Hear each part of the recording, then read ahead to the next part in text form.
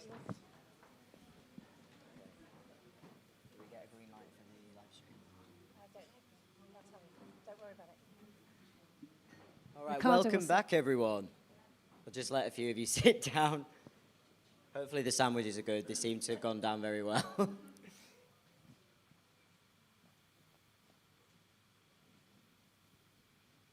All right, let's get into it. So welcome back, everyone. Hopefully you've had a lovely, lovely morning.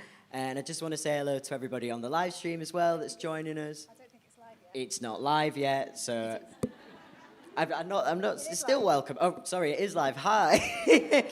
Hello, live audience. Welcome to this afternoon. We're really excited for everything that we've got in store for you. So my name's George. You may know me. I've seen a few familiar faces, but I've been knocking around 42nd Street since about 2021 when I was a member of their therapeutic community for TC42. And then since then, I've been involved in a lot of lived experience work and speaking at these symposiums. So I just wanted to start with a few notes on person-centered approaches and lived experience voices.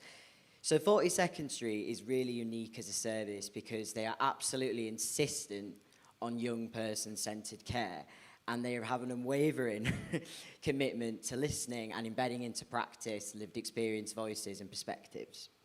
This is something hopefully you've seen today so far, and hopefully something that you'll see throughout the rest of the day as we celebrate the Horsfall, because no other space quite encapsulates the ethos of person-centered approaches than the Horsfall.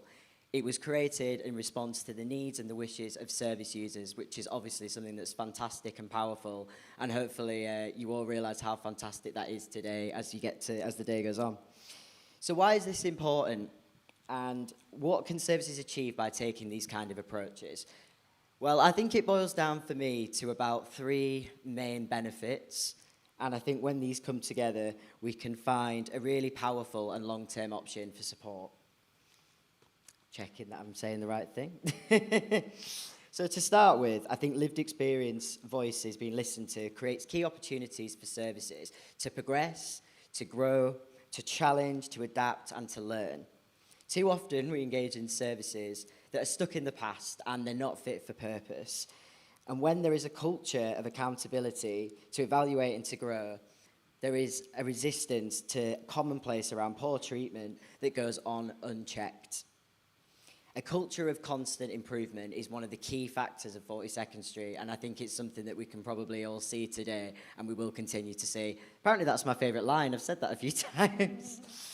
Okay, so moving on, I think the second benefit is that listening to young people's voices and adopting a person-centered approach allows the person to be seen as a whole, as an individual with specific needs, with specific complexities that need to be addressed and tailored on a case-by-case basis.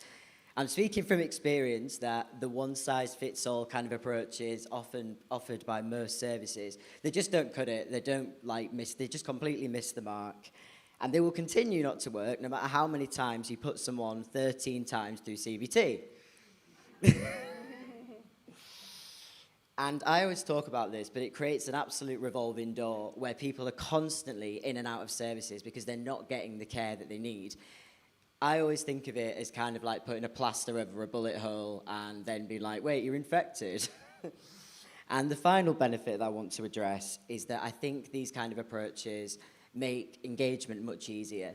When a person becomes an active participant in their own care, they're more likely to engage with it rather than drop out, which they might have done before in a different service. Listening also creates a complete bond for trust, and we know how important it is that services and young people accessing them have that element of trust. So hopefully that's a bit of food for thought and something to think about today, and actually hopefully something to take with you when you leave today. So I'm going to hand over to Hasba now. Thank you.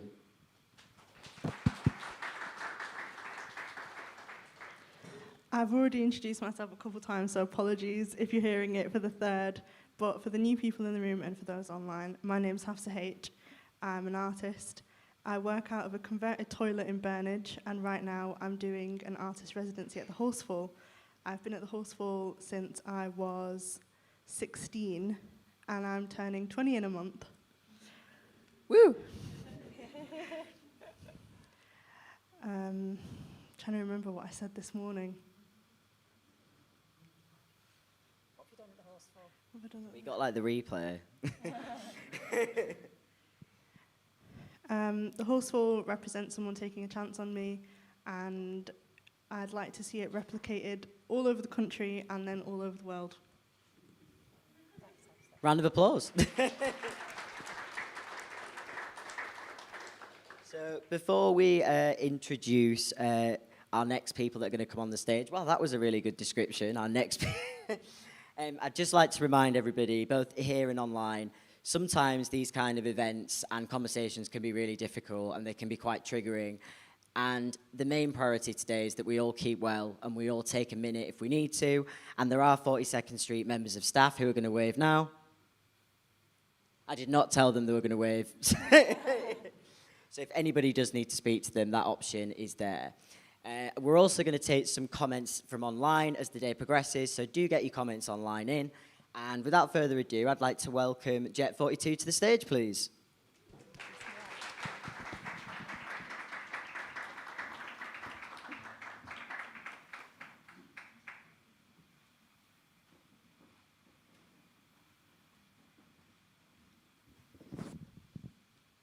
I'm going to do the shortest intro. I'm just going to call them out to welcome them one by one. Please, if we could get a round of applause first for Amari.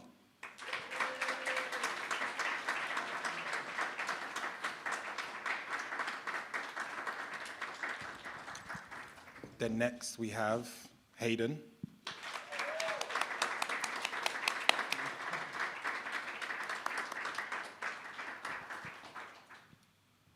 And then we have amazing artist Andrew.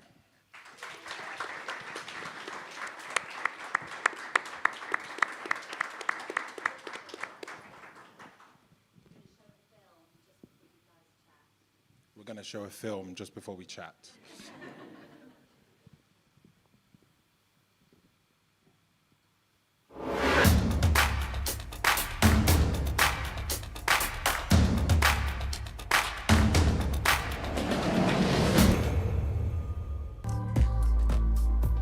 I worked on a project with Jet 42, that's the in-house black men's group, where I explored masculinity, what that means, and also shedding some light on vulnerabilities and why it's important to create safe spaces for black men. I feel like art, for me, opened doors that I would never have thought possible. It allowed me to speak in rooms where I would have otherwise been silent. It allowed me to meet people who could share in my pains and my struggles without saying a single word. It was a very thought-provoking exhibition, getting other people's viewpoints about some of these things I'm talking about. It was quite enlightening, and ideally I would want creativity and the arts in general to be properly embedded into, I guess, treating mental health, simply because I wanted to transcend just an activity. I think it has the power to transcend just an activity, and I want to see it become a language for people who are proponents of advocacy for minority groups, for people who are plagued by mental issues, people who are plagued by racial issues. I want to give them an alternative. Not everyone has the voice to speak, then everyone can create. These stories matter. I don't want the conversation to stop here. I want you to go back. I want you to think on some of these themes. Every little helps in pushing the narrative, in making people understand that people face these issues on a daily. These are not just stories, they're people's daily realities, people's lived experiences. They're themes that span like suicide, themes that span, like we said, toxic masculinity, putting on masks just to be able to survive in a world that is unrelenting.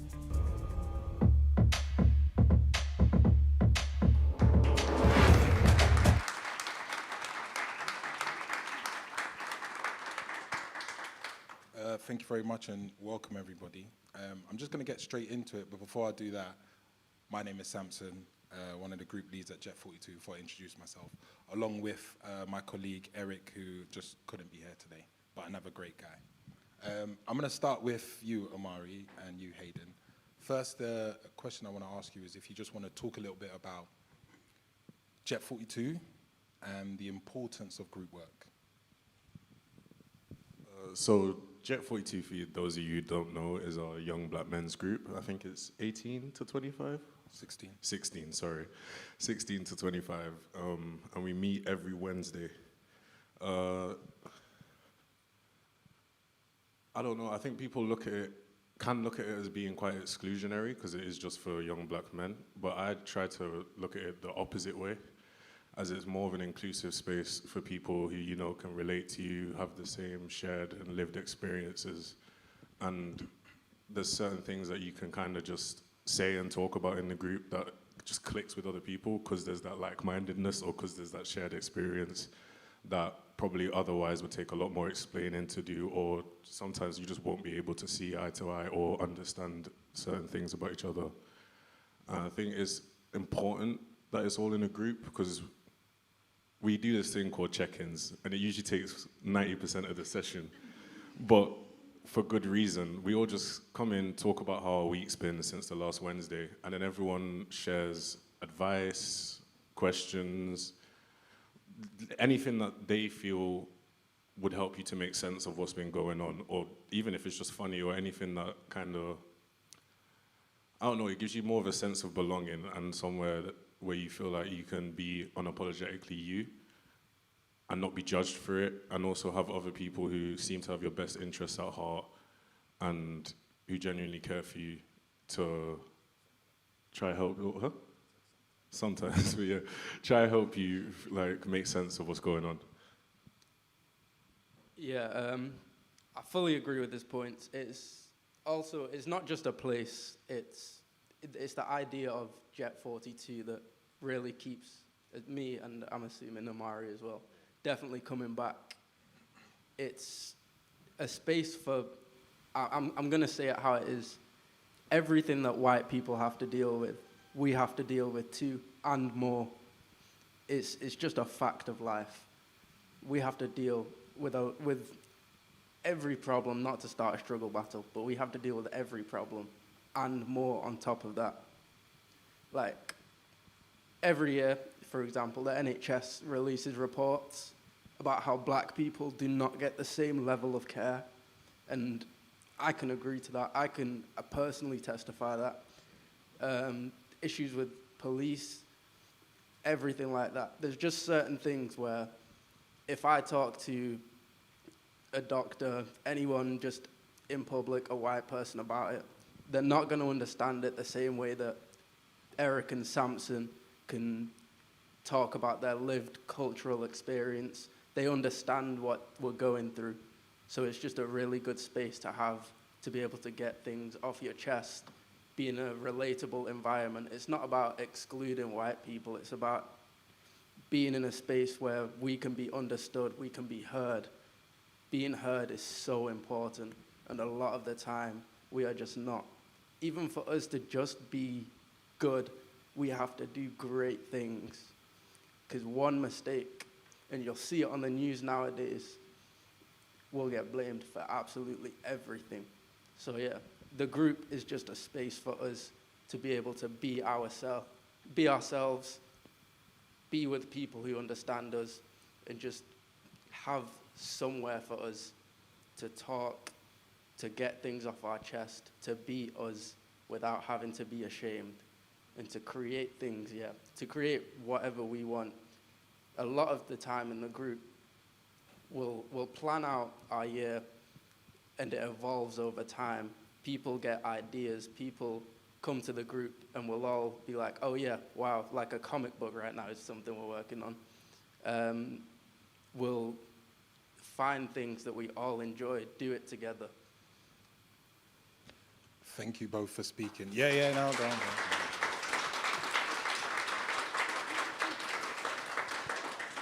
I think you both raised great points that I'm going to come back to. Just so you know, this conversation, we're just going to be talking about the group work that happens specifically with Jet 42, but also how it works with helping mental health and also about creativity. So Andrew, coming to you, based on what Amari and Hayden have said, obviously you met the group a little bit ago and you used that to inspire some of your work.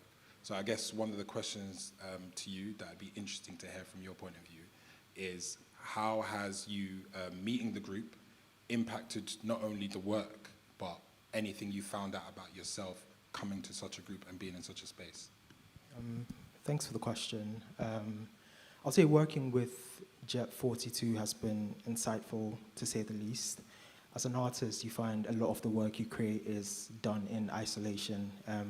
It's very solitary, and so most of my work prior to meeting the group was like from my personal lived experiences, which can be quite limiting. However, joining the group, hearing people speak about their experiences, it lends a sense of nuance to the topics I paint. It gives me different perspectives from other people as well. And I feel like it increases the depth of the themes I talk about. It's taught me a lot about me personally.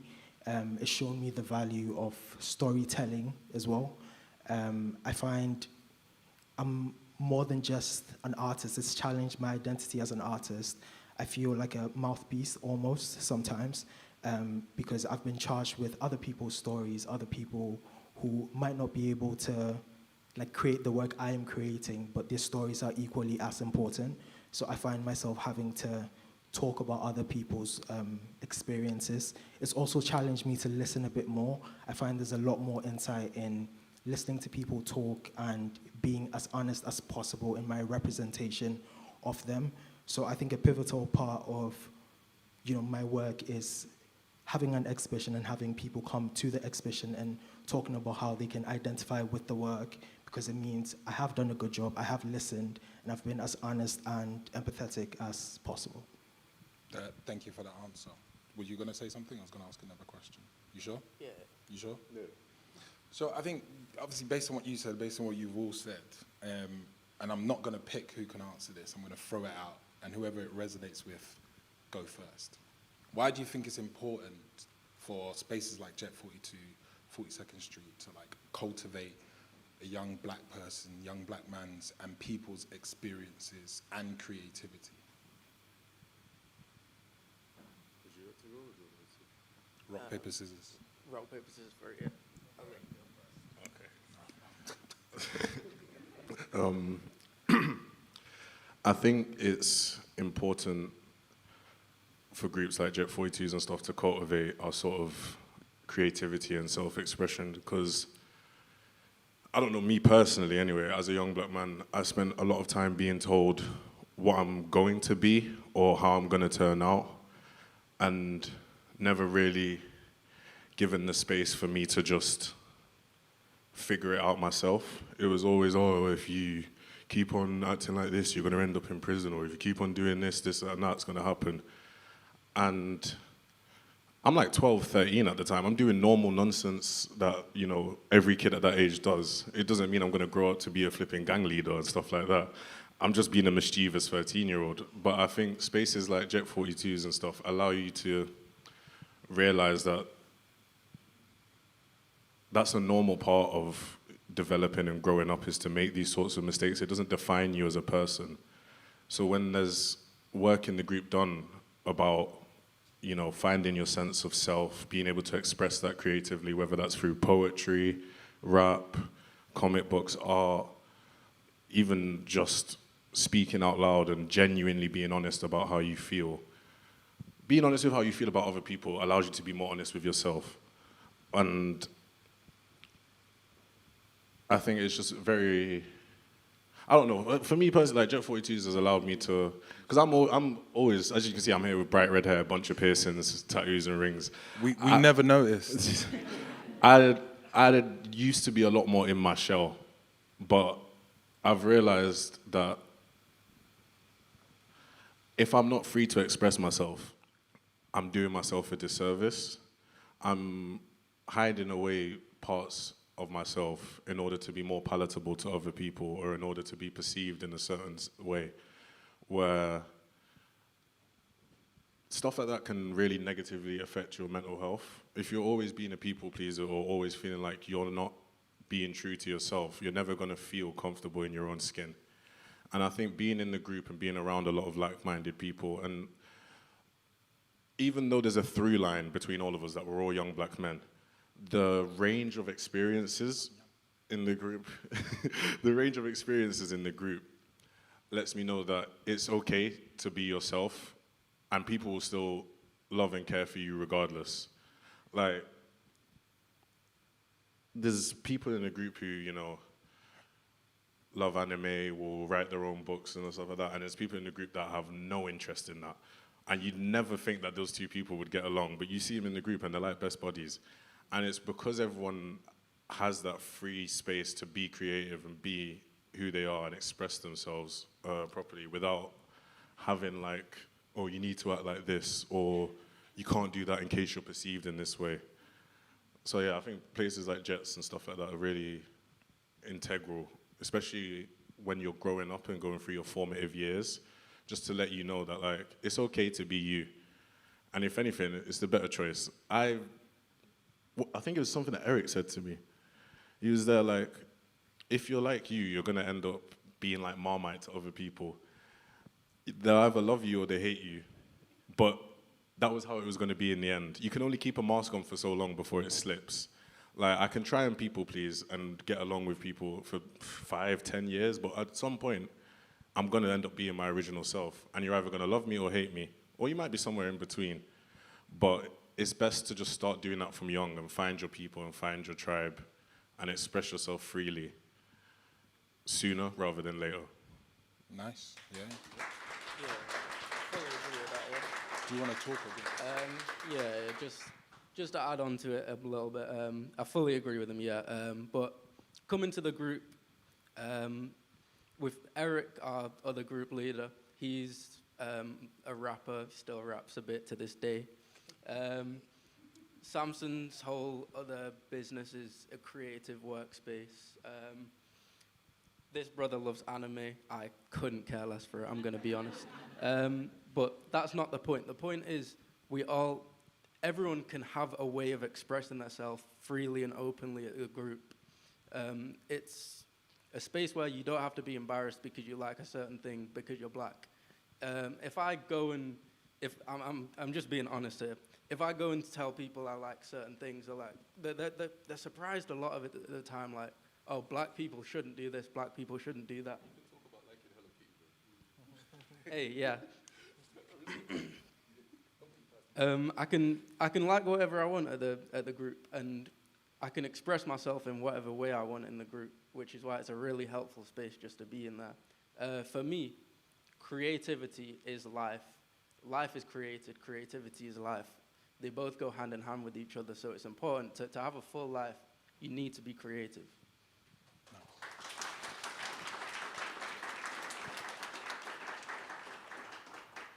I'm just letting you know, we've only got a specific amount of time. They're gonna say really good stuff. If you clap after everything, their heads are gonna swell, yeah? Trust me, I've told them how great they can be, so if we can reserve it for afterwards. If you don't mind, is that all right? Is that cool? Thank you very much. I didn't get an applause though, but anyway. Andrew, same question, but just reframed, because I think it'll be interesting if you could just spend a few moments talking about, I guess, just touching a little bit about your journey and your experiences culturally, and then how you used creativity to even land on this expression. So originally I'm from West Africa, Ghana, and I guess mental health is not really a big thing there. It's not real because it's not tangible. And so moving to the UK, I came with a lot of baggage. There's a lot of things I never had the chance to delve into, to deal with personally. Art became a means of dealing with that. And so in meeting Jet 42, it was cathartic to say the least. A space where you could come, speak about, I guess, all the issues you've had the entire week. It felt like a moment to release a lot of pent-up energy. In the work I do, I find myself masking a lot on a daily because I'm not surrounded by people who look like me or understand my personal struggles or want to accept it. They are nice people, and you can tell that there's a willingness to buy into the narrative, but you can't really understand it fully if you've not lived it. And so being part of the group from an outsider looking in, I see how the boys come in and talk about, like during these catch-up sessions, just talk about what they've had all week. One thing I feel like it's worth noting is the fact that it's not just a space for shared struggle. I feel like it's a space where like there's humor, there's creativity. It does more than just, I guess, talk about all the difficult bits of it, but you find connection in that as well, and it feels like a safe space, and you'd be surprised to see how much honesty comes from these safe spaces. And through that honesty, as an artist, I'm able to see, again, nuanced perspectives, and that is represented in the work I create. And dare I say, I've learned a bit about myself as well through the process.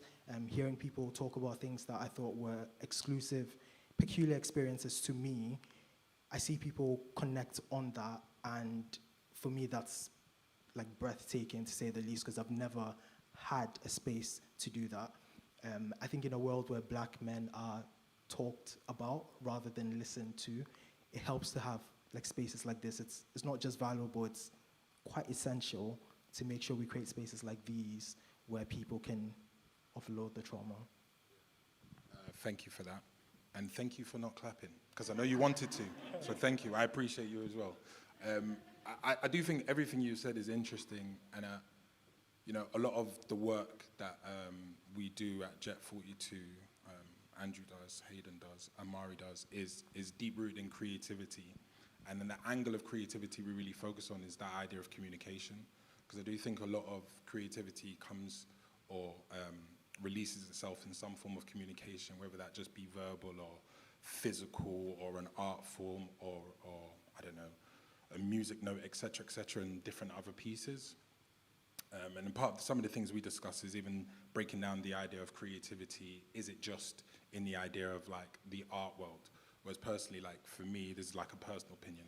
I believe creativity is in everything. Like, I believe accountants are some of the most creative people if you've seen the way they make some numbers up. Or at least how they use their numbers to tell a story. Everything is about stories, you know. We are humans. One thing that unites us all is our ability to tell stories. That's what differentiates us and brings us together. And that's one of the things that we really appreciate about your art, taking some of our young men's stories and interpreting it visually.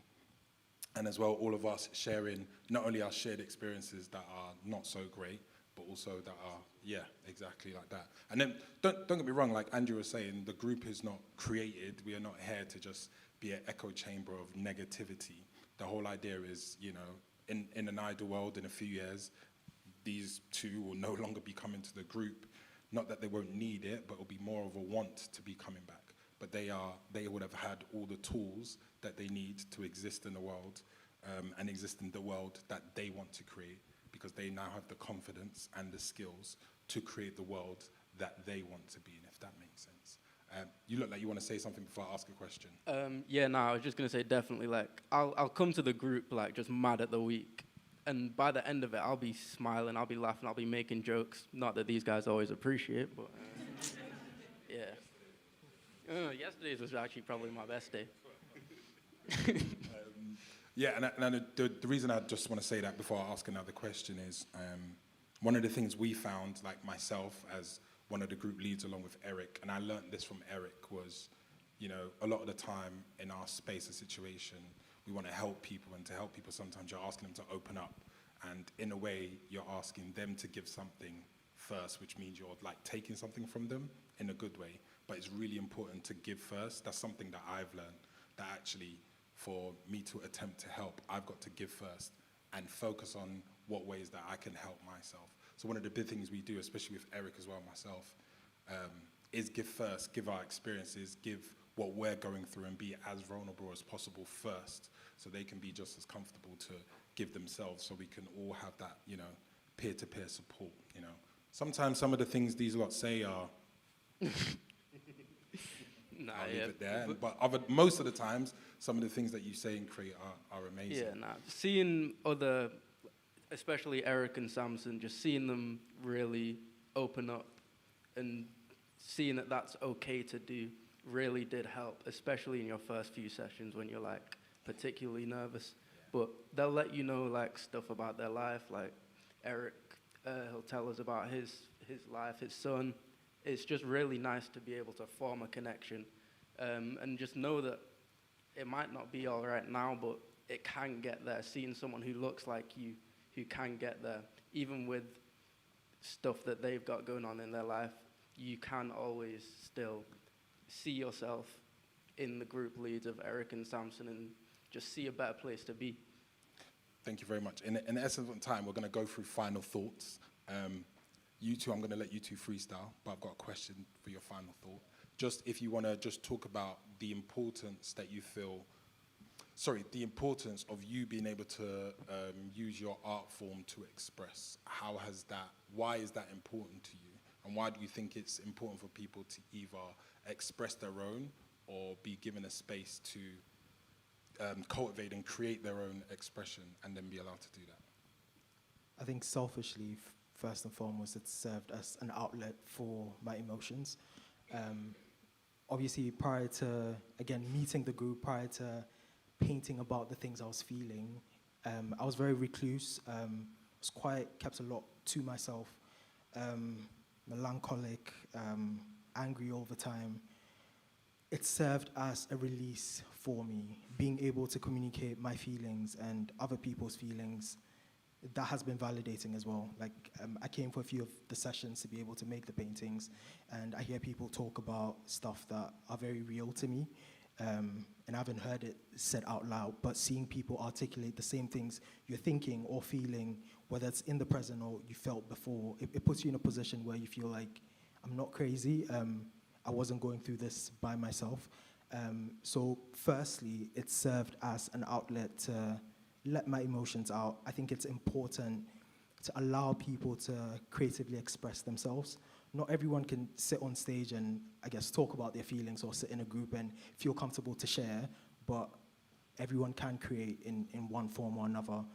Samson said accountants create as well. Like, that's the thing. In your own little circle, you can create something, and it's an outward expression of yourself, and you'd be surprised to see how liberating it could feel, being able to put your thoughts and feelings on a canvas, in a song, in a poem, in a spreadsheet, whatever that looks like. So yeah, it's been liberating for me, to say the least. Final thoughts, anything that you want to express about group work, creativity, or mental health? I'm letting you know, though, it's a minute altogether. All right, I'll condense. So you either split it 30 seconds each, or 45, 50, however. All right. No, I just want to stress the importance of Jet 42s as kind of a consistent thing in my life. Like, as some of the guys in the group know, I've had a hell of a year. Like, a hell of a year. There's been a lot going on, but one thing that's always stayed consistent is that nearly every Wednesday, except like half terms and stuff, I know there's a place I can go and feel safe and feel open to talk about stuff. Like, there's times where I don't want to leave my house or anything. I'm having an awful day. But I'll always try and get up and make it to Jet 42s because it's that important to me. And I think having healthy mentors like Eric and Samson, people who kind of are the blueprint, realistically, it's the sort of older black man you want to grow into, someone who's, someone, someone who's, open with how they feel, someone who really, you genuinely feel like they're taking their time out to listen to you and consider your feelings and stuff like that. But even outside of the group, we do a lot of outreach stuff. Like we're currently doing a project with Mosey, The Museum of Science and Industry. We've worked with The Guardian. We made a whole report as well with Kaya and stuff like that. We do a lot of things as the group. The Youth Access report as well. We had a big part to play in that. And I think it's things like that had a major part to play. Sorry, yeah. We had our fingers in all the pies. But I think, especially as a young person, where you can feel quite inconsequential, knowing that your voice holds weight, holds meaning, and is valued, it's a nice feeling. It makes you feel like you matter, even on days where you probably don't feel like you do. So it's good just to have a sort of space and thing that where like it's for you. Like, yeah, I don't know how else to word it. I'm running out of eloquence here. You already know how to word it. You worded it. It's fine. Yeah, fully agree. Just to add on to it as well, Eric and Samson push us to be better. They don't just allow us to be happy with the standard norms. For example, change needs to come. Like, yes, it's a great space, but we need more of these spaces. Yeah, we need more of these spaces. We need more spaces as young people, especially young black people. We need more of people who look like us in powers of position, which is a lot of the reasons why we're working with people like The Guardian, working on the Youth Access Report. They push us to make sure that we realize that there's a problem, there's a solution, and we, along with the other people, using our voices, using forms of expression like art, can change this. Yeah. And just to add to Andrew's work, it's nice to see ourselves in art. If I go to a museum, how many times am I going to see someone who looks like me who's not in chains? Yeah. It's good to see your hard work come to fruition, basically. Like. Thank you, Amari. Thank you, Hayden. Thank you, Andrew. Feel free to stand, though. Feel free to stand. Feel free to stand. I encourage you to stand. Wait, let's hug it out.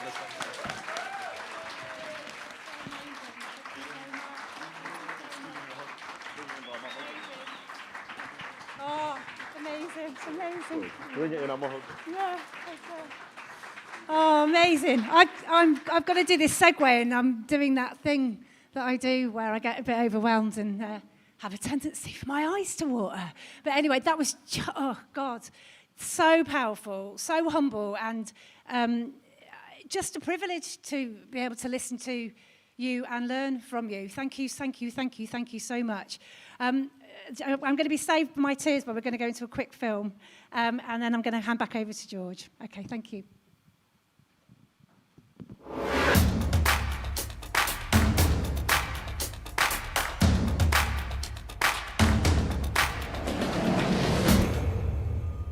Music really became my ability to just feel with the beat and just express what I'm feeling. Like, I absolutely adore freestyling because of the freedom that is within it, the imperfections that exist within it. You're kind of discovering yourself, you're discovering flows, what you can do with your voice. Life was never easy. Young people have invisible conditions that you don't see, and if you don't see it, you don't acknowledge it and you make assumptions. But actually, how do you talk about something when first of all you don't even know what it is yourself? To feel okay, absorb the pain and freeze the frame for a few minutes. What I realize is that I can create music that hopefully helps other people be seen and acknowledged, who we don't often advocate for or talk about. But it's also shown me that, wow, like, I wrote that to help myself and my own mental health, but through that process someone else has been able to connect with me, and that to me is just like way more than I ever expected. Physical pain held me tightly in a noose. Tried to fight reality, but who knew it would be a blessing in disguise. Passing time, wiping tears from my eyes, making music to stay alive, then performing outside, no explanation needed. Being able to just like sit there with a paintbrush and just do whatever my body is feeling, it's a physical thing as well as a mental thing. And I think almost like the mental health and the creativity connects the brain to the body, because often creativity is a thing that your body's doing, but mental health is a thing that you're feeling very much within the brain, but also affects the body, so it can help you explore that connection between mind, body and spirit. And so this one's for you. Thank you for helping me get through. I love you all unconditionally. frequency free.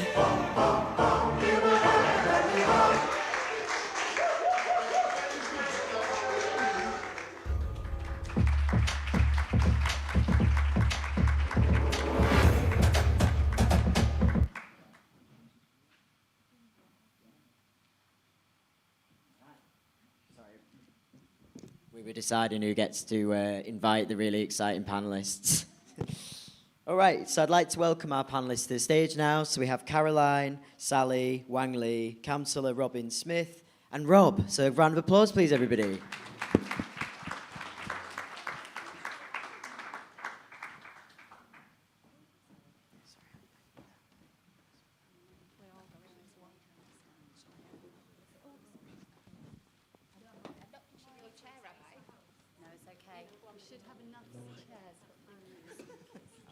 Is everyone? Yeah? Yeah, totally. God, we're going to get there in the end. I'm going to give you this because else I'm going to steal the All right. Should we start by just going through the panel? And would you all mind introducing yourselves? So if we start with you and then straight through. My name's Rob Fulton. I'm a youth worker and I work for Salford Youth Service. Hi, I'm Lee Young. I'm a GP in Salford, and I'm also a lead for the inclusion service. And I'm saying inclusion means a lot of different things for a lot of different people, but for us in the health service, it means people that struggle to access primary care, so people experiencing homelessness, sex workers, people seeking refuge, show people, and that kind of group of people that struggle to get in. Hi, I'm Sally Guilford. I'm the Culture Programme Manager for Salford City Council, but a big part of my role is working with creatives and people interested in creativity and looking at how we can provide support, development and pathways for people in that sector in Salford. But also I have been a creative for many years in Salford and have delivered lots of projects with 42nd Street, some of which have been the best moments of my career. Thank you, Rod. Really memorable, and I feel really privileged to be able to do that work. Hi, I'm Councillor Hannah Robinson-Smith. So I'm a councillor here in Salford. I represent where I live, but I'm also the lead member for culture in the City Mayor's Cabinet, and I'm a core member of our cultural education partnership, so working with our young people on all things creativity. Hi everyone, my name's Caroline Alexander. I work for Salford Community Leisure, so we're the organisation that runs the museums, the libraries, the music service and so on. But I'm here today to talk about my role as coordinating Salford's Creative Health Network. All right, fantastic. Actually, I wonder if we can start with you, Caroline, because your experiences in creating creative health outlets in a neighbourhood level. And I was just wondering if you could talk us through how that came to be and what the process was like, and then maybe touch a little bit on how you involved young people, because I understand that that was quite important that you brought young people on board. So it'd be good to hear about that. So the Salford Creative Health Network has been going for just over 2 years, and our aim is to bring arts and health together in the city. So health and social care organisations, like public health, adults and children's services from the council, NHS colleagues, but also VCSE groups, as so much of creative health in Salford is led by the VCSE community. But also arts organisations, the Lowry, the museums, places like that, 42nd Street, of course, and creative practitioners on an individual level. I think I've got everyone. Our aim is to have us working as more of a system, to be more connected, to increase creative activity, particularly for those with the greatest health need, share success stories, and at this way of working, and ultimately to bring more funding into the city to support that work. So we've got a steering group that brings together public health and different partners. We've also got 4 community representatives who help lead the work. We do try to keep that balance between speaking to stakeholders and city leaders, but being led by what the community wants. Now, over the last year, we've been developing an action plan for creative health for Salford. Please help me find a snappier title for that if you can. And that's involved working with 8 community groups across the city. So having a neighbourhood focus has been Salford's a city of many centres, isn't it? So working across all the areas, but then also working across different age groups, from children and families with young children, early years, all the way through up to older adults, including young people, but also different communities of interest or identity, so having that sort of balance. And that's included working with young people, with Rob and 42nd Street at the Youth Service. We've worked with Pink College. What's interesting, though, is a lot of what comes out is quite consistent across a lot of the age groups. One of the big things that's come out from our community consultation over the last few months actually is around the need for how we communicate creative health or communicate creativity, and it speaks to a lot of what's been said today, is that we need to take a much more expanded view of what creativity is, and also there's a lot of anxiety around creativity. Our last network meeting was around not the practical barriers to being creative, like if it's on your doorstep or if it costs money, but the social and emotional barriers that actually we all can feel a bit nervous or anxious about it.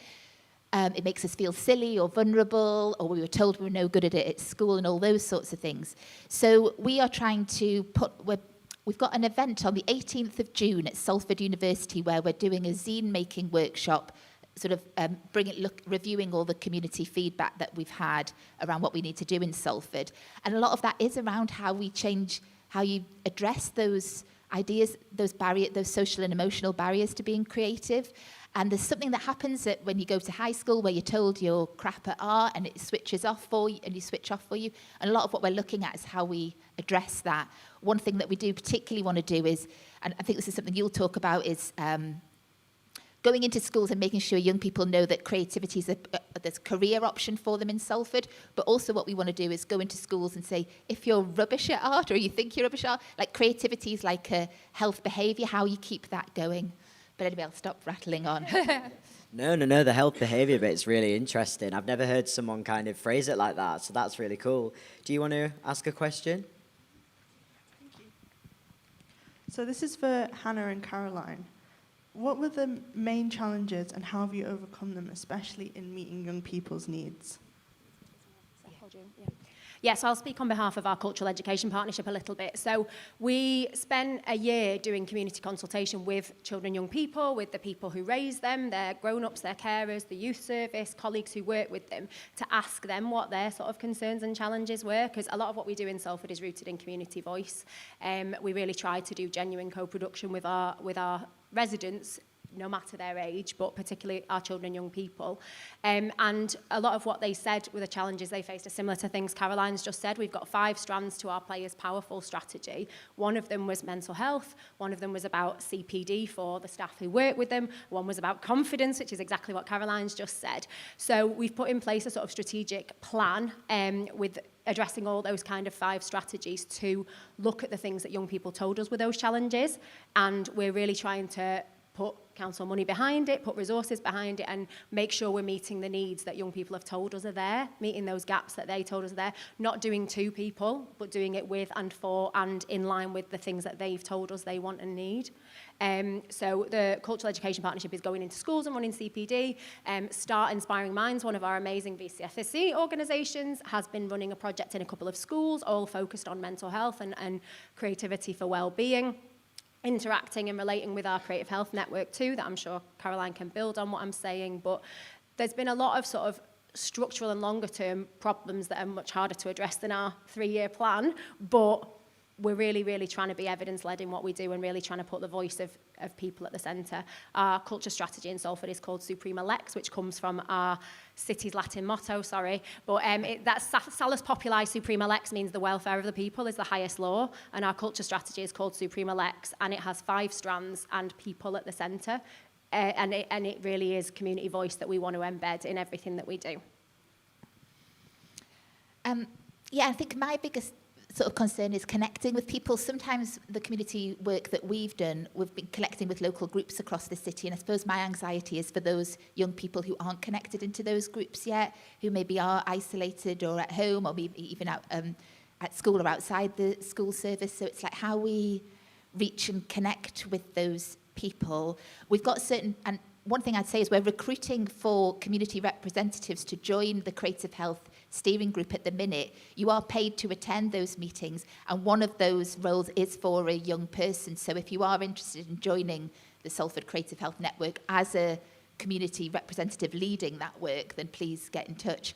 Because, I think what we're looking to do really is to do a lot, like what peer-to-peer work we can do, where we can find those young people who've experienced creativity improving their well-being, not maybe for going into for a job, but just as for how they live their lives and how we can use them as advocates to connect with people in a much more powerful way than services or organisations do.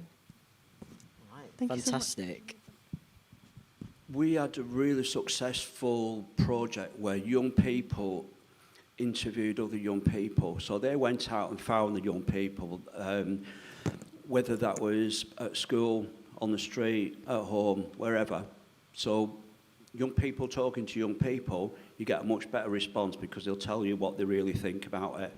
And from that consultation, one of the biggest things that people were talking about, that they wanted to have a safe space, but not necessarily somewhere where that was a bit kind of sporty or lots going on, especially for people that are neurodiverse. They want somewhere where you can be listened to and talk.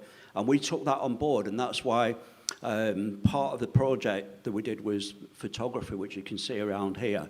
And the photography project, again, is such a brilliant way for people to explain how they're feeling, what they think about their area, why they take the photographs and what emotions that means to them. But also it gives them the confidence that they're doing something that people can see, and they can create and express their identity. And one of the big things that people in Salford were talking about is that the stereotypes that you get of Salford for young people, it's always generally, nationally, pretty negative.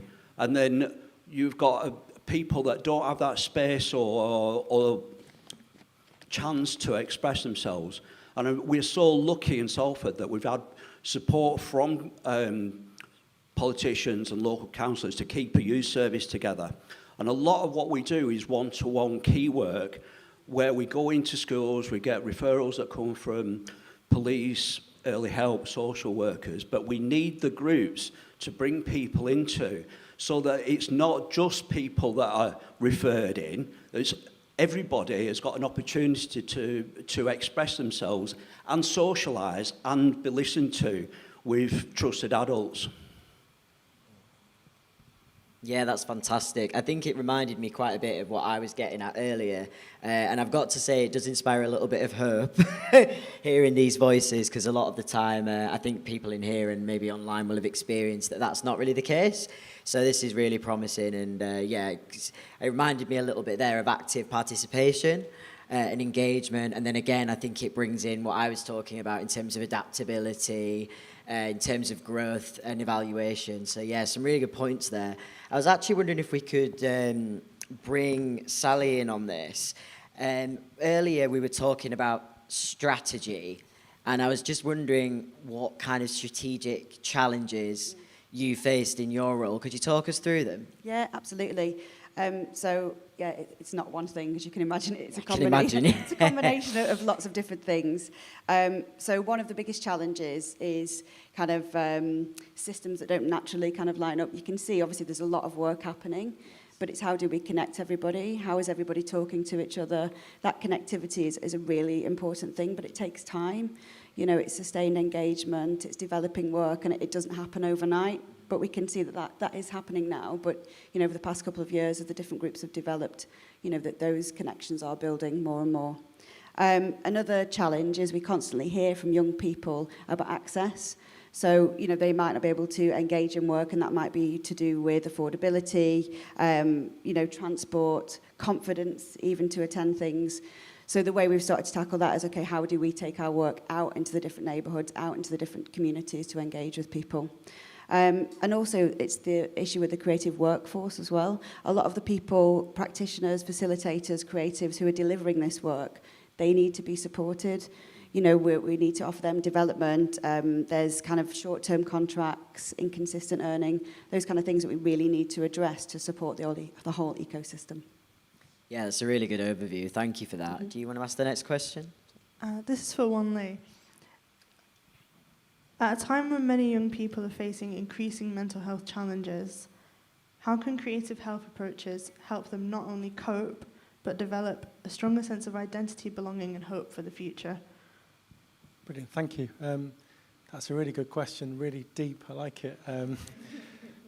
I guess what I would say is that young people need to have skills where they can feel competent in dealing with things, and I think schools are very good at teaching about literacy and about reading, but there are other skills that they have to learn, like emotional skills, and they have to learn social skills, and that often doesn't come from a fixed structural kind of setting, but actually in groups where people feel safe and able to explore these things. And I think this is where art groups like Jet 42 are talking about, you know, it's a great space where people can feel safe and actually explore these parts of them. And then I think also young people also need to have agency and be able to start to make their own decisions. So rather than having everything structured for them so that you do this, then you do this, then you do this, they actually have to have space to explore and make mistakes and fail, but learn from them. And I think it's through creative health that happens. And I don't think through structured settings it always happens in that way. And then the final thing that I think really is important is connectedness. And I think through the creative health, there are opportunities to connect with other people, and that might be connecting with your family, but it might be connecting with other groups. It might be, you know, connecting with peers. It might be connecting intergenerationally through kind of different age groups and things. But being able to connect, I think, is a really important part of well-being, which I think is lacking. 30 years ago, if a young person came to see me, the traditional treatment would be, well, let's take a biochemical model and give them antidepressants, or let's take a psychological model and send them to some talking therapies.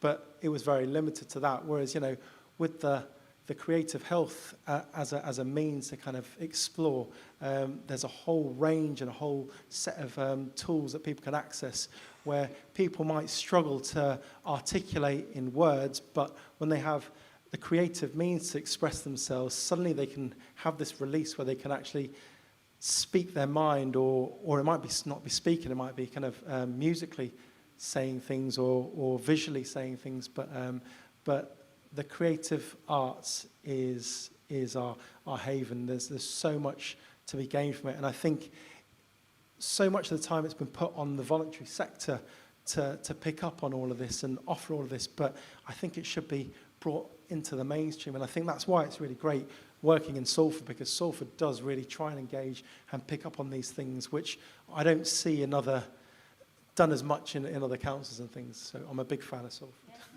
Woo! Yeah, that's really interesting, and I think it's again good to hear that there is some kind of movement in the NHS, particularly in Salford. I'm just thinking of all the points that I made and really kind of hearing them come up here, which is really, really positive. So I think I'm going to ask this to the whole panel. So we've got the rhetoric here about what needs to happen and what we want to happen and what we feel.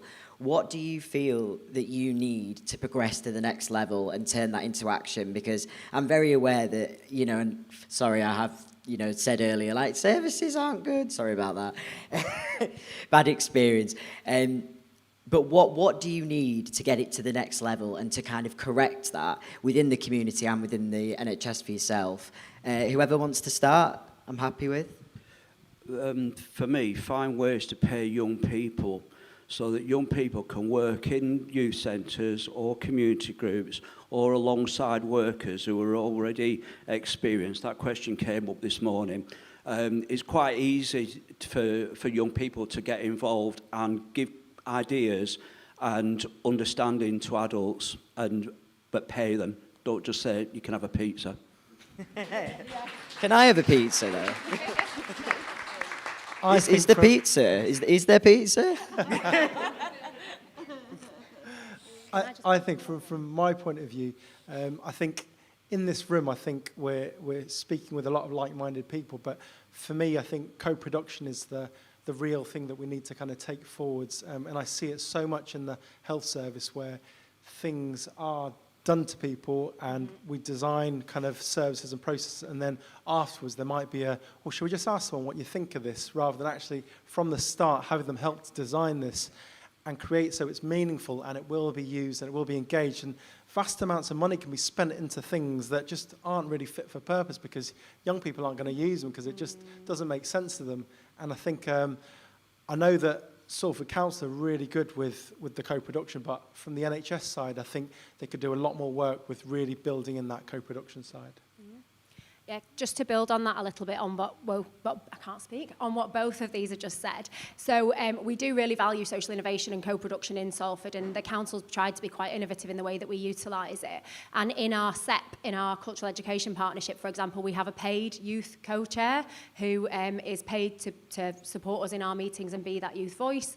And we've just completed a neat creative careers safari where the young people were paid to come and engage in that work experience in our creative sector, because in Salford, I'm sure you're aware, we've got one of the highest GVAs of creative sector and creative industries jobs, but one of the highest levels of NEET young people, which obviously impacts mental health.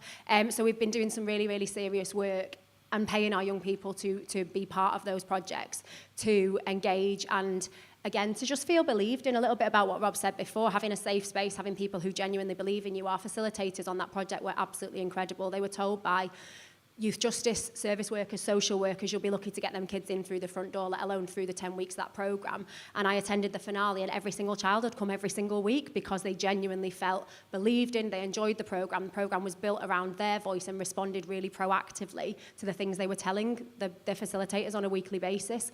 And I think that's where the best work happens, when you genuinely value what young people are saying to you, because it's not for us to tell them what they need, it's for young people to tell us, and for us as the policy makers and as the leaders in the city to genuinely listen.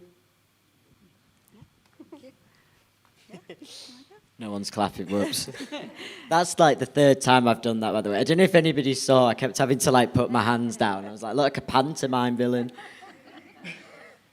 So yeah, speaking from a kind of creative sector support perspective, again, continued investment in people. In Salford, we've got a Make It in Salford artist development programme, and we've seen the real value of investing and supporting creatives and freelancers to develop the part of that wider ecosystem, and that includes opportunities, networks, and spaces like the Creative Mixers, where we're developing communities where creatives can in person meet and be part of something. There's a practical side of things. Yeah, it's brilliant that people can turn up. They might get a commission, they might collaborate with someone, but it's also the well-being part of that, and the spaces for people to be seen, heard, see themselves and other people, and actually feel part of something. And I think, that's from a lot of feedback we've had, is that the value of those spaces for people to be together. And I think that's something that's just developing more and more in Salford. And also building more clear progression routes into opportunities for young people who maybe want to work in the arts, get involved in the creative industries. And that's a big part of, in Salford, we have ambitions to become a UNESCO Creative City of Media Arts. And a part of that is a 5-year plan to create these talent pipelines for children and young people. Fantastic. Did you want to say anything, Caroline, on that? Just to reiterate what everyone said, I think like co-production, working with, not for people, is at the heart of what we do in Salford. And that's not just in like how we maybe design programmes or deliver activity, but for me, just for the year ahead for the Creative Health Network, it's really about how we like communicate it and do that storytelling and sharing and celebrating the impact of it, that it's led by local people who've experienced it themselves, young people. They're the best advocates to communicate with other young people. And it has to obviously include, that's like the creative professional roots, and also creativity as a therapeutic practice, but also where I'm really interested in is that everyday creativity as a life skill, a health behaviour, and effectively like creativity as preventative preventative health. It's like communicating that's what we really need to do in Salford over the next year. Fantastic. So maybe just to wrap up, could we go kind of through the panel, and if you say one thing you want the audience to take from your kind of organisation today or your role, what is the thing that you want them to hold on to and remember going forward? I won't let you do left to right. Whoever wants to go first, just jump in. Just a couple of sentences. Yeah. it's really important, and I think it's, you know, we've heard this across the board. We really want your voice in what we do, and it's the core of our strategy, and it's the core, it's in our hearts, and it's so we want you to get involved. We want to hear your voice, and we have so many opportunities for you to do that. And I did send through a QR code, but it was quite late. But I have got a QR code that we might be able to get onto the screen that you can scan. And if you want to join our newsletters, you can find out more about opportunities. We'll have a link to our culture newsletter on there, the Creative Health, the LSEP. We just want you to please get involved. Join us. Fantastic. Oh yeah, our next Creative Health Network meeting in Salford is the 18th of June. It's at Salford Uni and the Students' Union. It's a zine making workshop. Please come and find out about joining our steering group. Yeah, from me, please, hit us up as politicians, advocate for the things that you care about, give us the things you need us to go and shout about on your behalf.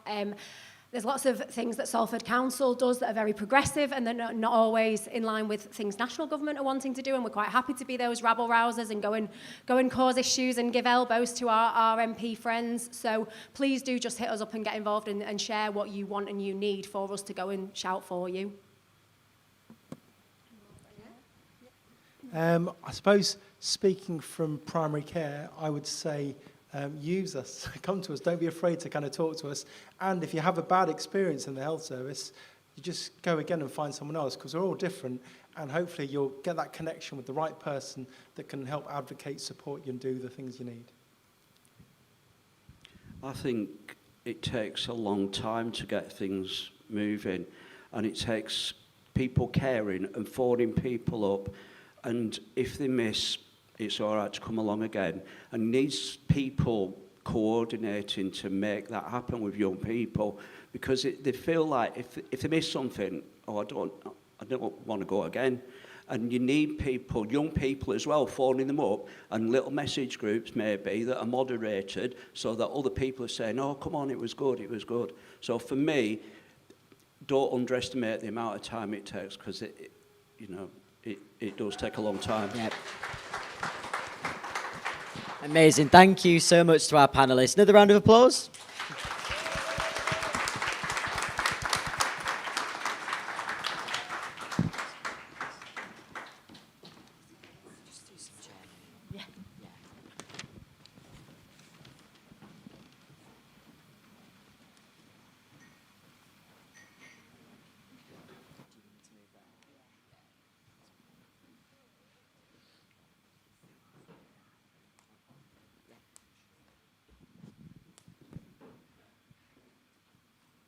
All right, sorry, doing a bit of manoeuvring.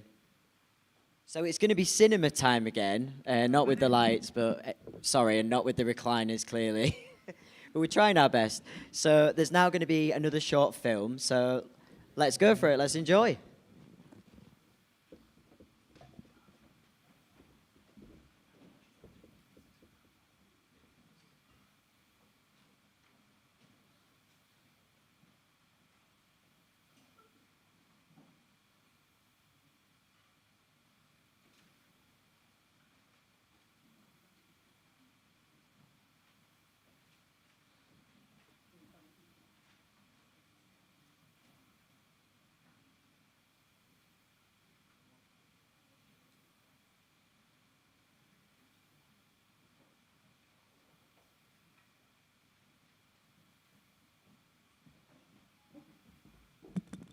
Slight change in the schedule.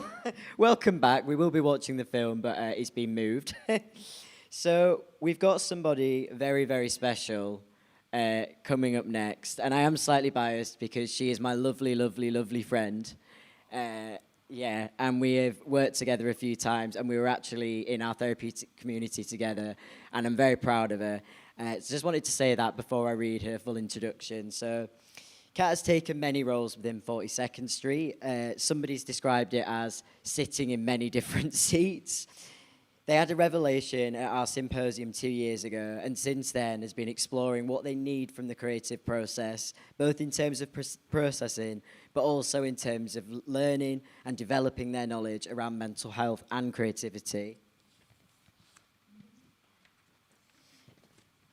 They've completed time with 42nd Street's therapeutic community, which is where we met.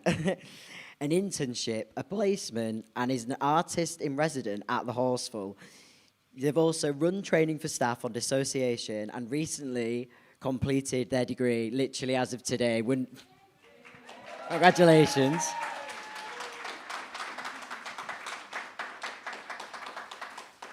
And Kat's residency was such a powerful process of revisiting her childhood experiences and looking to fill gaps and to take back power.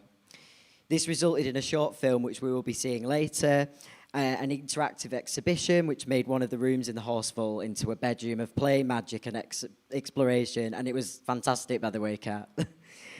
This is seen as the first art project in people's lives, but when home it's challenging, it becomes much more than this. As we've seen today, we all learn when we are involved in this work, young person, artist, and mental health practitioner. In this case, Kat has taken it upon herself to step into every role and has gained in-depth knowledge through action, learning, and reflection. Please welcome Kat, my lovely friend and inspiring colleague.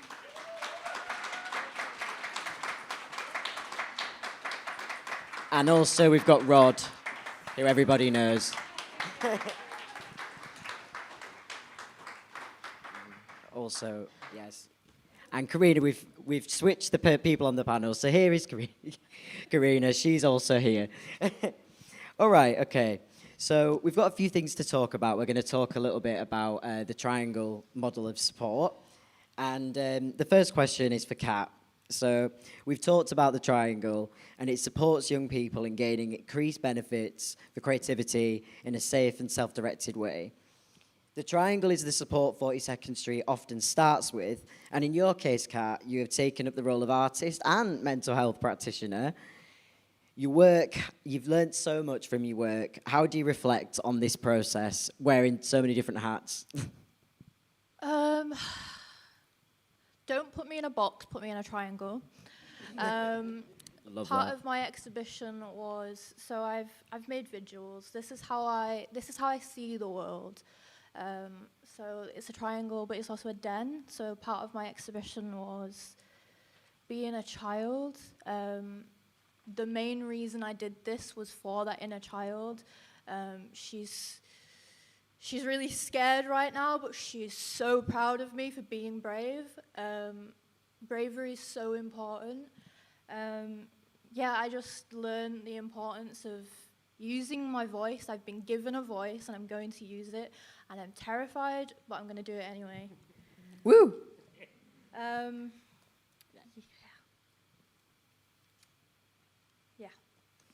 Yeah, so Kat, there's so much to learn from your work and also from all your experiences.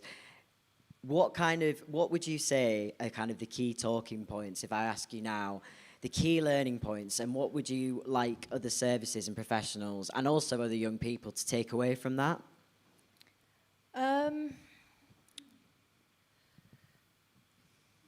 Listen to young people, like, they know themselves more than you would realize. They know what they need. I think I'm a middle child. I have lots of siblings. I was kind of missed quite a lot. And all it took was for somebody to listen, somebody to ask. And I would tell you exactly what I wanted and what I needed. And I didn't know that at the time, but now I've connected to it and I'm like, oh wait, I'm quite smart. So just give us a space and we will take over the world. Woo! I keep wooing, don't I? I'm really sorry if I'm not holding the microphone right and everyone's like, oh! Okay, so I'm going to come to you now, Rod. So I remember when Kat first told me that she even wanted to do this and she was kind of coming up with this blueprint. And she went to Rod, and Rod was like, absolutely, and is the biggest supporter of young people, which is no surprise. And so I just wonder, Rod, when Kat pitched this to you, what did you see in this that was so special, and why were you so passionate about making it happen? Because you really were very keen on bringing this to life. So I just wonder what was going on in your head for that. I'm interested as a human being, as an artist, as someone who works with young people, as someone who works for a mental health charity. You can just see the energy, and the energy is about something that's exploring an unknown, but with excitement and with some strength. And I just totally saw that in Kat, and I'm like, I don't know where this is going to go. I don't know if it's going to, I mean, sometimes you can write something down that gets rid of it, but with Kat, there was this huge, I just recognised it. I just thought, yeah, let's see where this goes. And we need to be careful. And we're going to traverse things that are unknown, and it's going to change and it's going to adapt. But that's the real glory of creativity. It's that kind of mistakes are made and things change and adapt and stuff. And that's the thing. We've got to allow young people to go through that. I've had a career working with young people where I've learned not to tell young people what to do, that they need to find out what they need to do. And I work in art, and I feel like I would never tell an artist what they need to do. So Kat just needs, what we've needed to create is a space where young people know, oh, I can access that. And if I access that, I can ask something, and someone's going to say yes.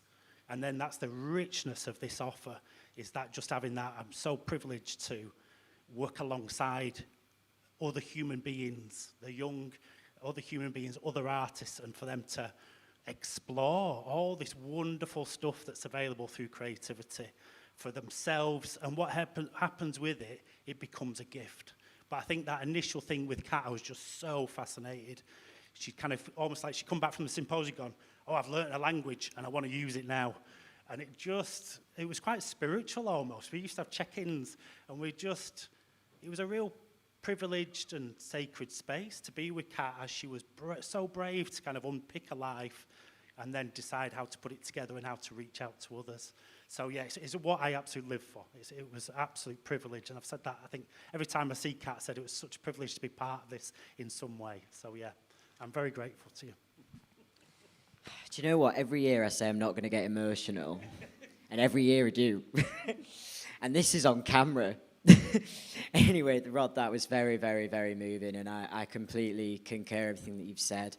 So coming to you now, Karina, I think you've definitely got experience working in the more therapeutic side and overseeing, and I think if you could maybe tell us first a little bit about your role, and then talk about how you think that intersects with therapeutic support from the Horsfall and through creative health in general, and what are the differences and how do we bring them together for the best outcome? Sorry, that was a long question. Sorry, whoops. Well, I want to do this justice. Okay, so if I was to go with the similarities, we've talked lots about this, haven't we? And I think there's something about, and I think I mentioned this earlier, almost like the process of sharing something, that step-by-step sharing something. You know, when I'm working as a therapist, one of the things it's almost like pacing. Like you recognize the need for, to pace the work. And I think that's what the creative process does as well. Like you go with the young person's pace, or whoever it is you're working with, you go at their pace sort of thing. And you might offer some gentle kind of encouragements, because you can see, like you talked about, you saw something in Kat. It's like you can kind of see that magic and that kind of energy, and you want to kind of almost like nurture it a little bit. So you kind of do that, but you also recognize maybe when to pull back, when to go in, that kind of thing. And I think that's what you do as a therapist as well. I think the other similarities is the permissions that you give. I think, I feel like I'm repeating myself, but I just think the permissions that the creative team give to young people, and I can see this when you're talking about your work, and I think that's the permission that we hopefully give at 42nd Street to young people that are in therapeutic, in a one-to-one situation or in other groups, is that we kind of give lots of permission of like, who you want to bring today, what you want to bring today is okay, sort of thing. So I think there's a permission there as well. I think we provide a potency as well. I think there's something about we're saying I think 42nd Street is one of those unique places where, as a worker, you feel really empowered to kind of go, you don't need to be the most powerful person in the room. And therefore we offer some potency because of that, because we're kind of going, actually, I can put my ego aside. It's not about me.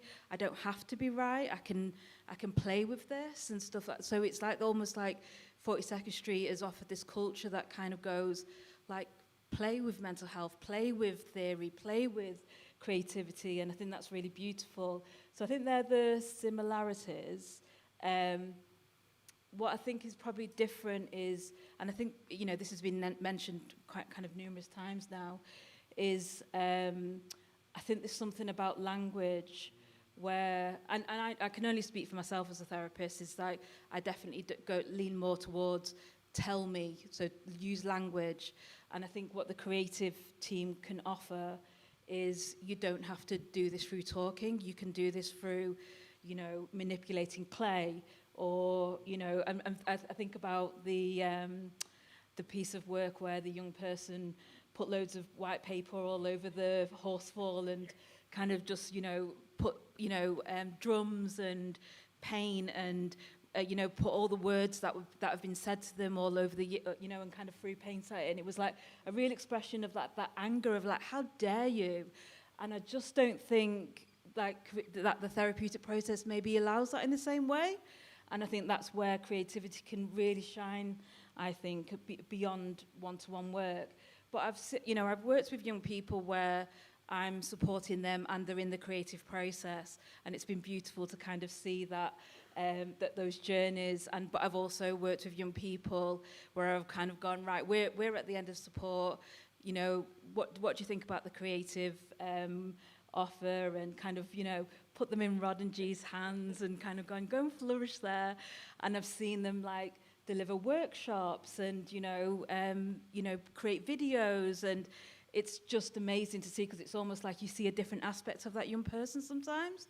So I think that's the beautiful things that I see, and I really value the creative offer as a therapist in terms of I've got my own relationship with creativity. I got an E in art at GCSE, an E.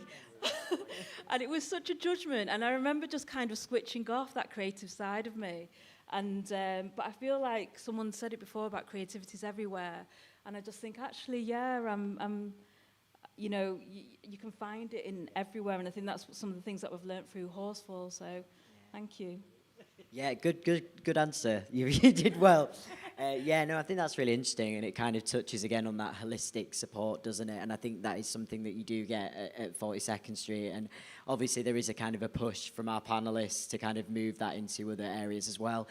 So just going back to you, Kat, I was actually quite struck by what you said, Rod, about Kat's experience after the symposium. I think you said finding a new language. And so I'm just wondering, Kat, having gone through that process of realising that and realising that you can use that language, what have you learned from that? And is there anything you would want others to learn? Because obviously you are wanting to go into a therapist role, and kind of having that lived experience and that understanding. Can you see yourself incorporating that in whoever you're working with going forward? I think creativity should be part of everybody's mental well-being maintenance toolkit. So it's not just like there's a difference between poor mental health and mental well-being, and I think creativity is that thing that you can keep coming back to maintain yourself, and that means that you can do it yourself. You don't need a therapist. You don't need to be like I struggled at university a lot, and I wasn't, you know, top of the grades, but I didn't need to be, because creativity taught me that I'm the one that would work it out for myself, because who knows me better than me? So to give that to young people, where they can take that on, not just now, but for the rest of their lives, to grow into adulthood and know I get to be in charge. That is what I would say. Clap, please. I don't want to do it on my own again. Fantastic. And just maybe following up from that, Kat, what do you think the power is in that work, and how do we channel it safely compared to maybe some other behaviours that people might exhibit? Do you think there's kind of a connection of replacing certain coping mechanisms that are unhealthy with something like a creative health approach? One size doesn't fit all. All brains are different, all people are different. Just because you have lived experience in something doesn't mean you've got the same experience as somebody. There's so much stigma still around mental health, and I don't understand it. Like, everybody's gonna have struggles in life. That's life.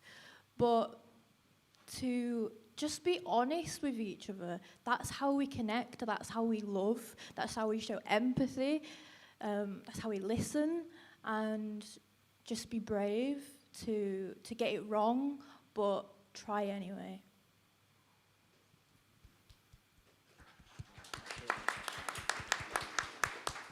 Just wondering if either Rod or Karina could maybe just comment on the fact that obviously you've worked with young people who have had the referral to the Horsfall. Referral is the wrong word. And what kind of has been your experience of how that affects and changes a young person when that door is opened and the care becomes holistic? Either go for it. Can you just ask the question again? Sorry. Yeah, so I think what I'm trying to get at is when you have a young person and they're engaging in therapeutic support, but then they also have the option of the Horsfall, and when those things all come together, what is your experience of how that changes a young person?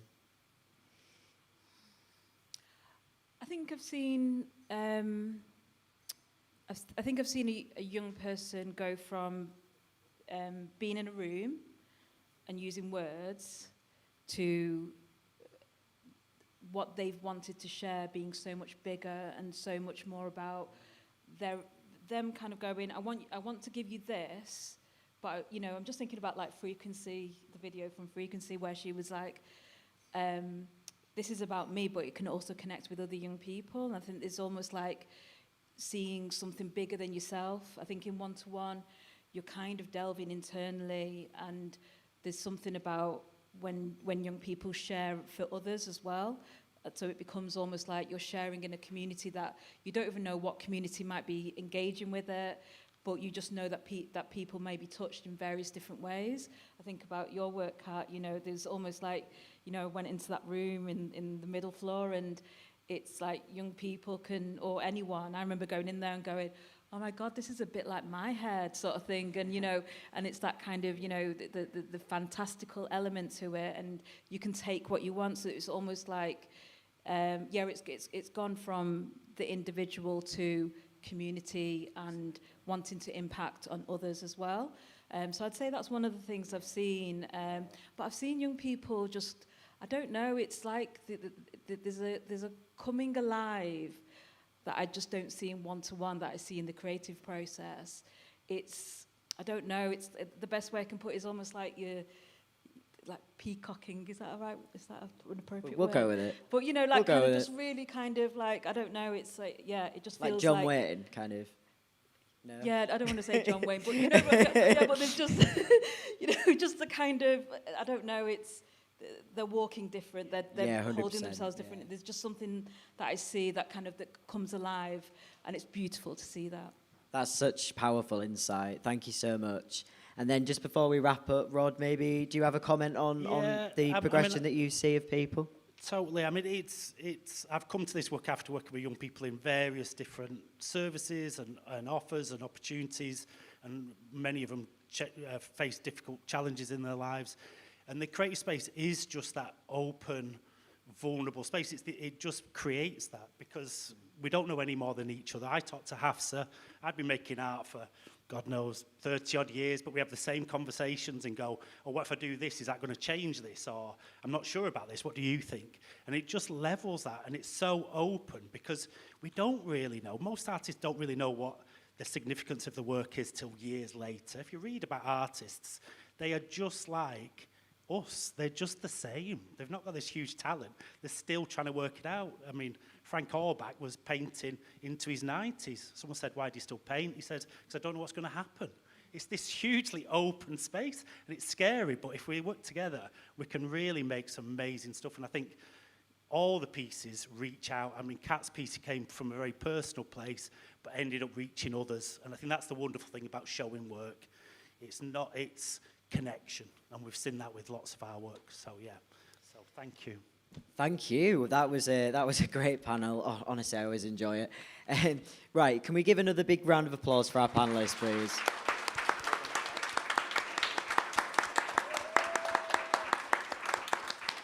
And now I'm going to hand over to George. I'm looking for her. Where is she?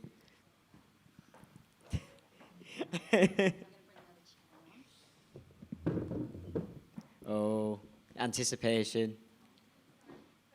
No, it's totally fine. Don't worry. All right. Thanks, everyone.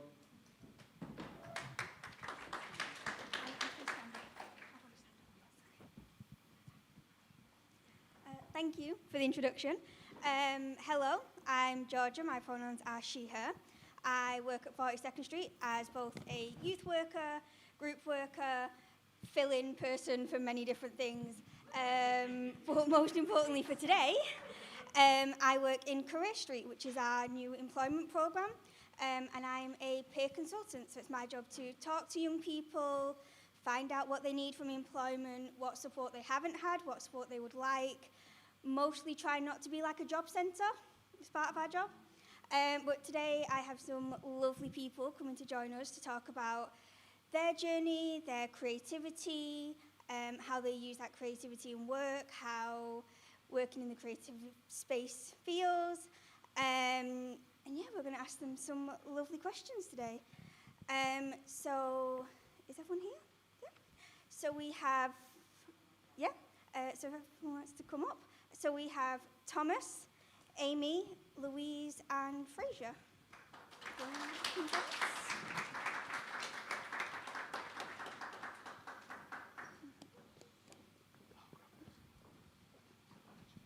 we in any order? Or do we want to sit anywhere? Sit anywhere, you're all okay. So some of these questions are sort of in two parts. If it's easy for you guys, I can just read them all out and then you can answer the bits that feel right and we can come back to the other bits. Does that all sound okay? Yeah. Do you all want to introduce yourself first, actually? Sure, yeah. Do you want to go first? I don't mind. It's up to you. Okay. Hi, I'm Amy. Hi, Rod. Rod's like, oh, hello. My pronouns are she, her. How much do you want us to say? Just completely up to you. It's your introduction. Okay. I'm an actor and a writer. I was a supported artist with the Horsfall, who is so amazing. I write for screen and stage. So recently had a play on here at the Lowry. And I've written a short film that's been funded by the BFI. So lots of stuff in the pipeline, and I've had so much support from the Horsfall that's really helped me.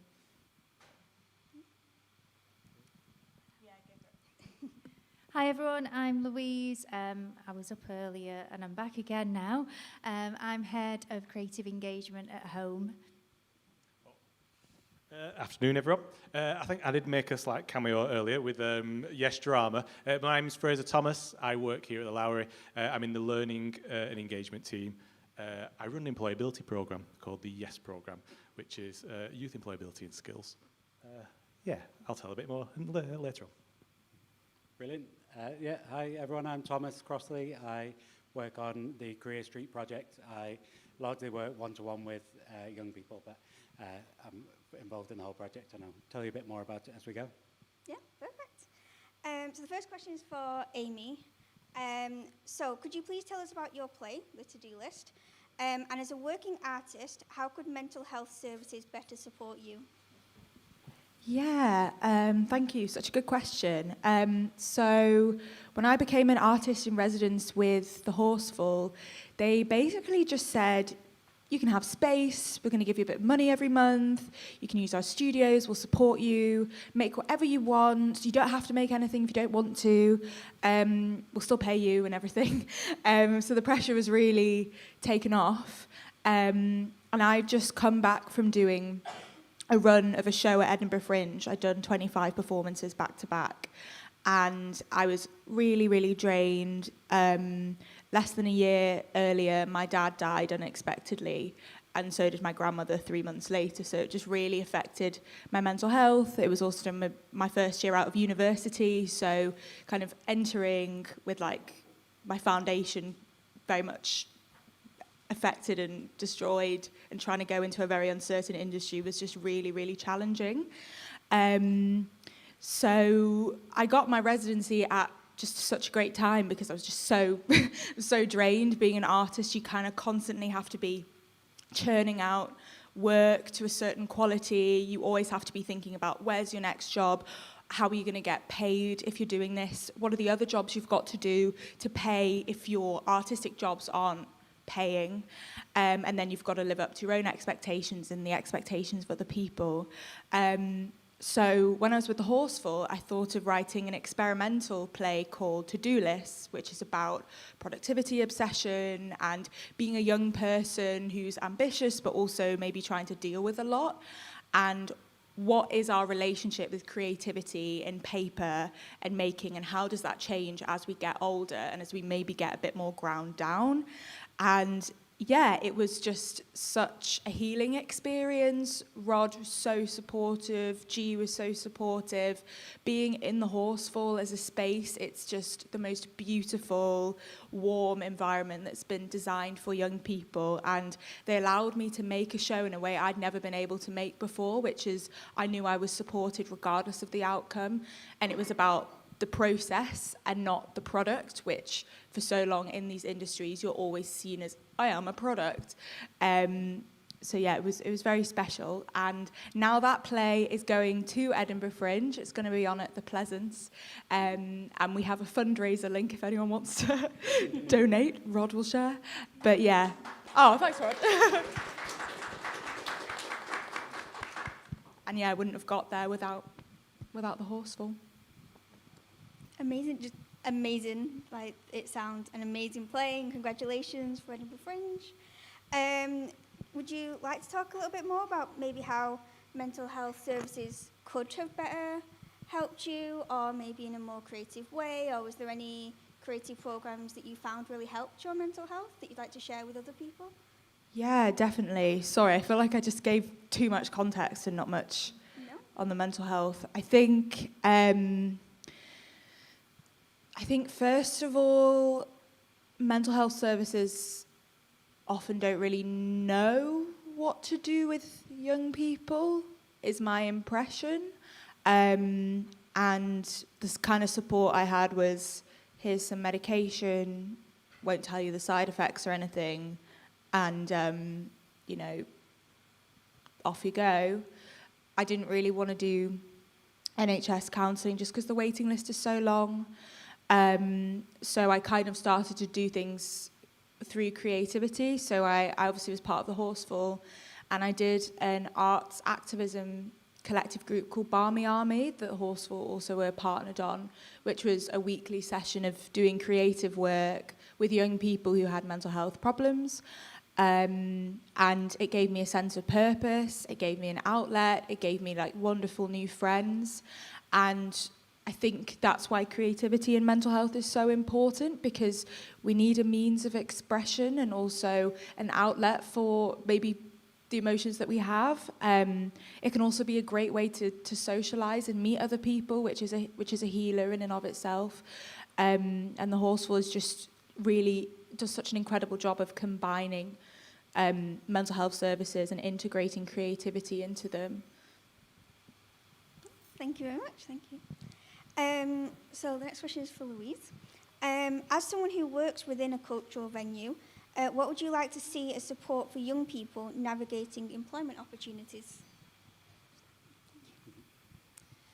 What would I like to see? So I think that starts with words that we hear so often, and that is accessible employment opportunities. And the word accessible, we need to completely unpick that, because barriers are so individual. We've mentioned affordability, we've mentioned, health barriers, but actually it starts with that individual. So before the opportunity even arises, how do we make sure that we're finding out what those individuals' barriers are?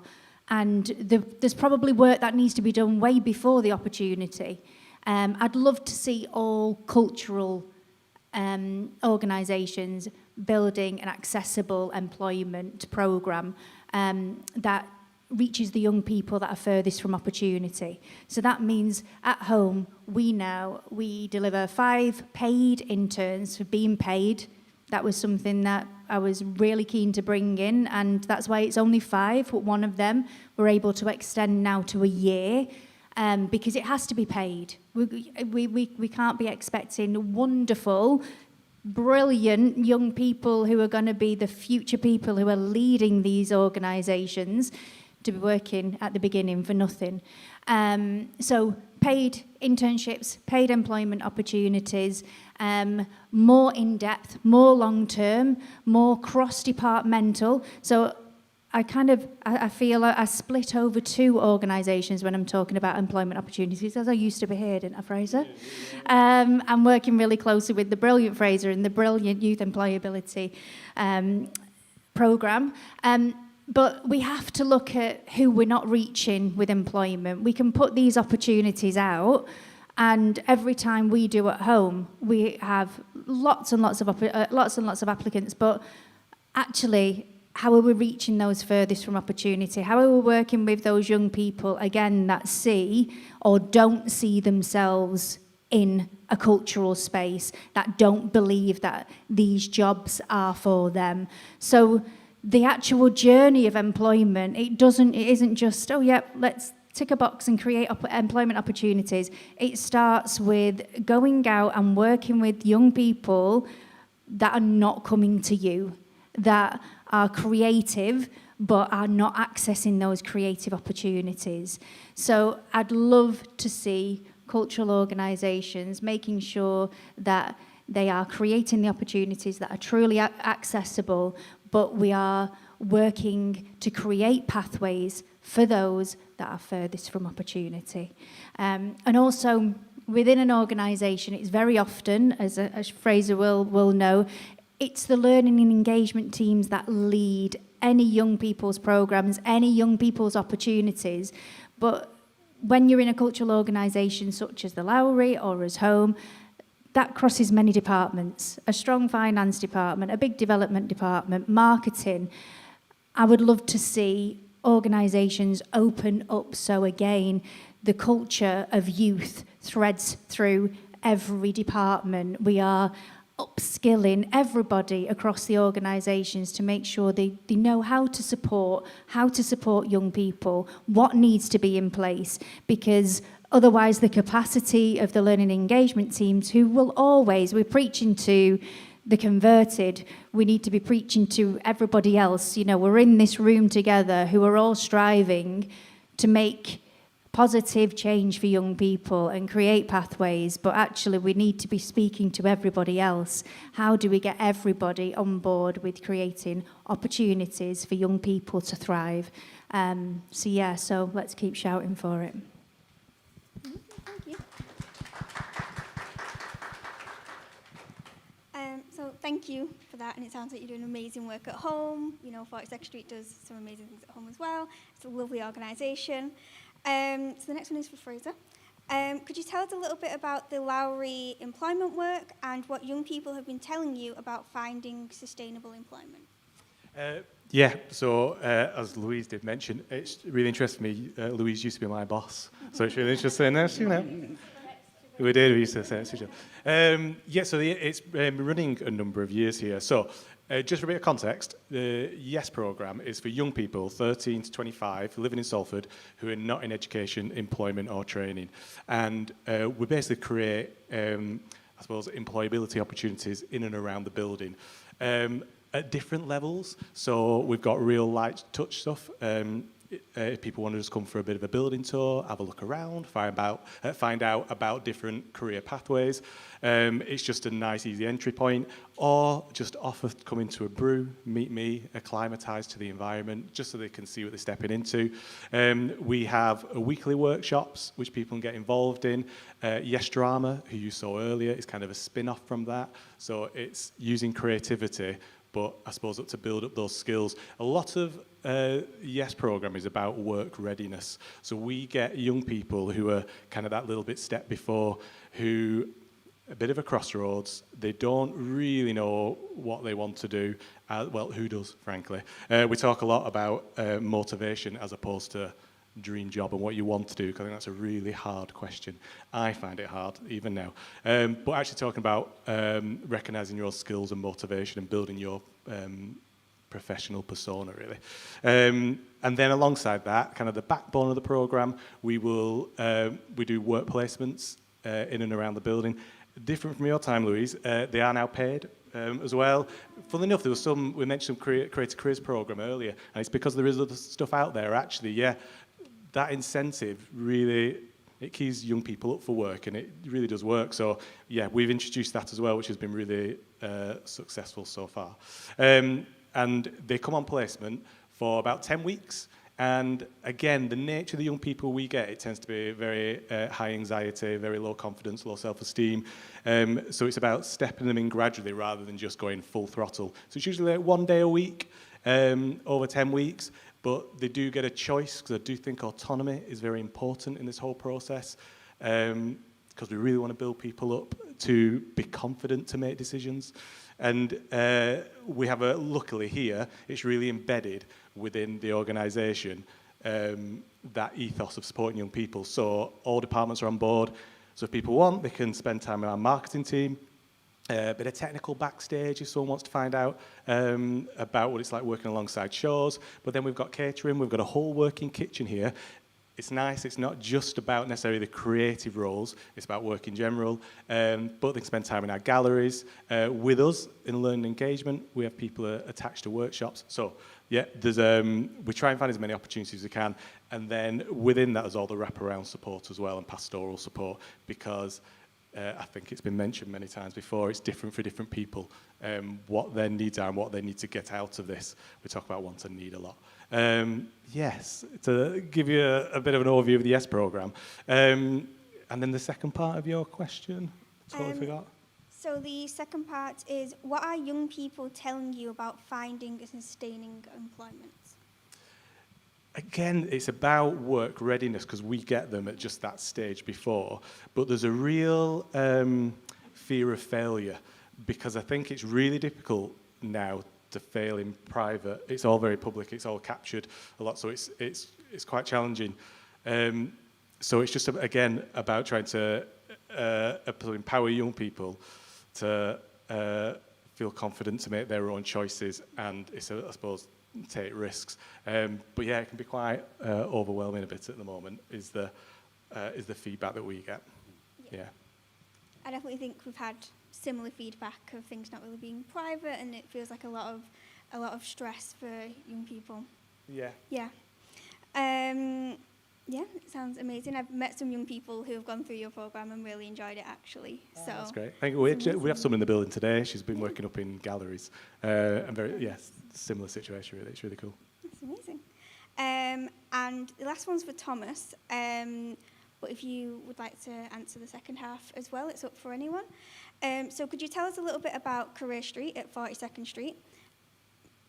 Sure. Yeah, okay, I'll start with that. Yeah. And then the second half is, could you also tell us some of the challenges and barriers that you're hearing for young people that you're working with?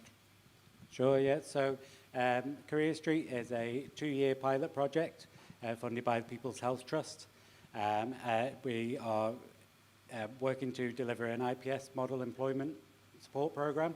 The pilot has also been run in 2 other similar types of organisations in England. So one in, I would get from Norwich and Southampton, is it? Yeah, got that right. Yeah. They're just looking at, the whole idea of the project is to look at whether this is a suitable place to offer employment support. I work on a one-to-one basis with 20 to 25 young people, and there's massive emphasis on the individuals. So what I do with each individual person is totally different. I have some people who are totally overwhelmed by perhaps job searching, but are quite okay when they talk to someone. That's actually all they really want to, is just to talk to an employer.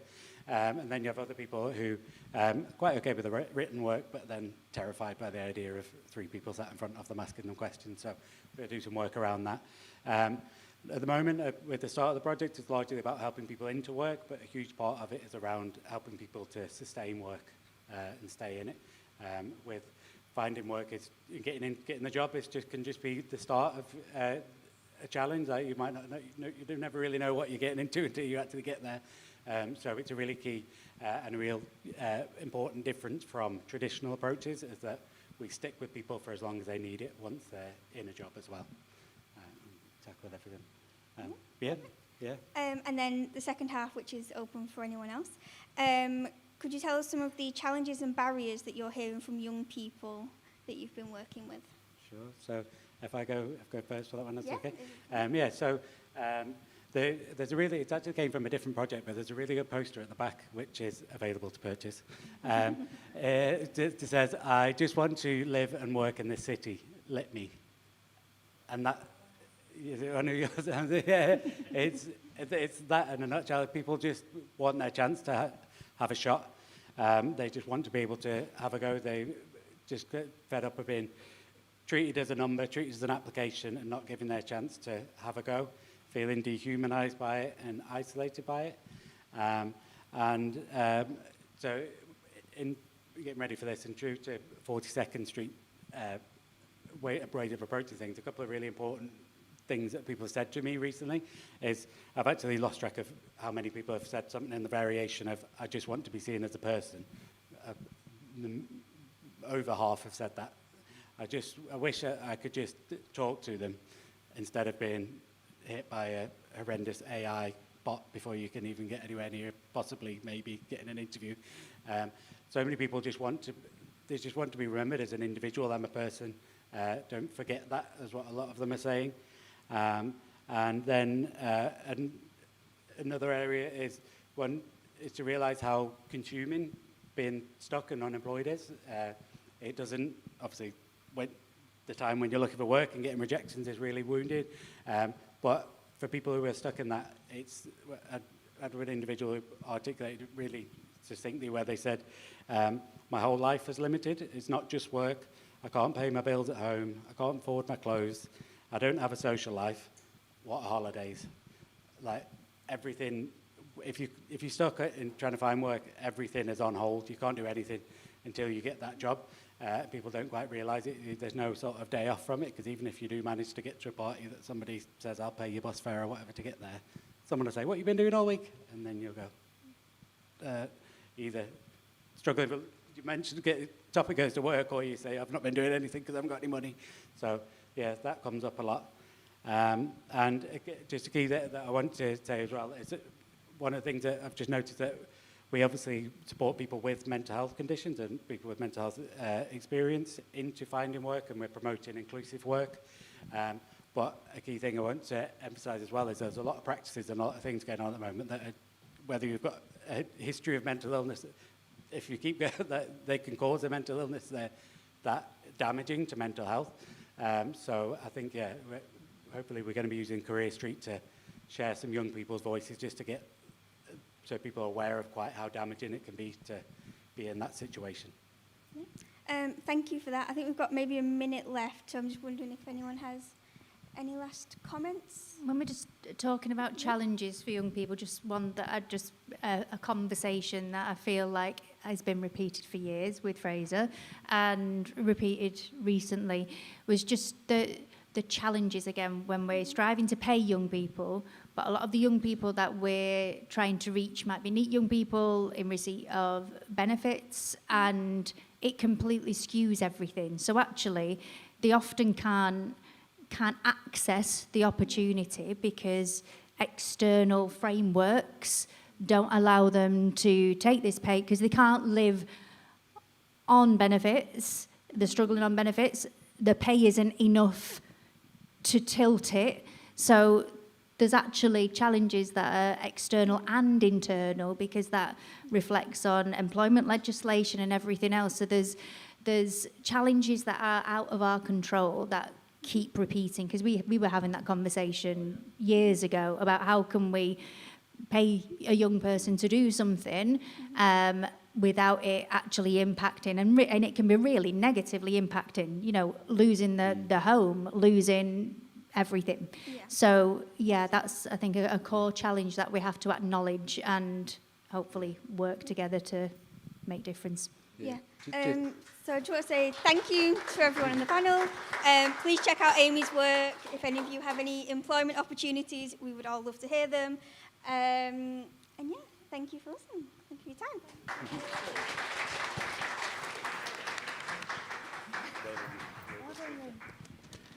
Right, I think that's the end of the live stream in a minute. I'm just going to do a really, really quick wrap up, and it will be really, really quick. But I mean, there is absolutely no way that we can pretend or ignore the idea that creativity is absolutely central to young people's mental health and everyday lives, right? It's been said in a gazillion different ways by lots of different people, professionals, young people, all day. And I guess the point is, what do we do with that next? So I wanted to just take us a little bit back into some politics, Fred. So there's quite a lot going on in Greater Manchester politically at the moment, and just so as you know, we are trying to get into all those spaces with the relevant politicians in Greater Manchester to make sure that they're listening to what needs to happen in terms of young people's mental health, but also never forgetting the kind of role of creativity within it as well.